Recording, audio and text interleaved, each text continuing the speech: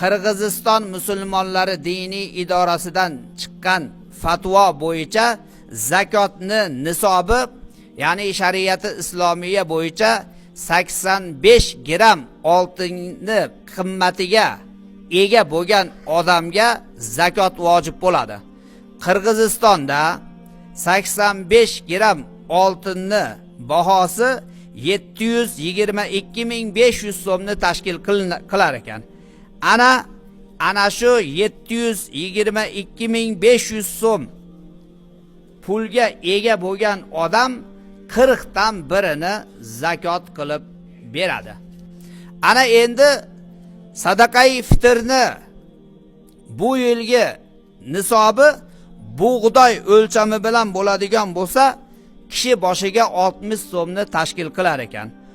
Un o'lchami bilan 90 so'm, arpa o'lchami bilan 100 so'm, mayiz o'lchami bilan 880 so'm va xurmo o'lchami bilan sadaqai fitr beraman desa 1200 so'mni tashkil qilar ekan. Xo'p, endi bu o'lchamlar odamning imkoniyatiga qaraydi. Mana masalan bir odam qari, keksa, bir pensioner odam faqat pensiyasiga qarab qolgan, ya'ni pensiyasi oz, 8000, 9000, 10000 pensiya oladi. Bu odam qanaqa qilib sadaqa fitr? Bu odam o'zini xohligiga qarab, xohlasa bug'doy o'lchami bilan, xohlasa un yo arpa o'lchami bilan bersa bo'ladi. Ana endi hamma bir xil emas-da. Ana endi kimdir katta savdogar.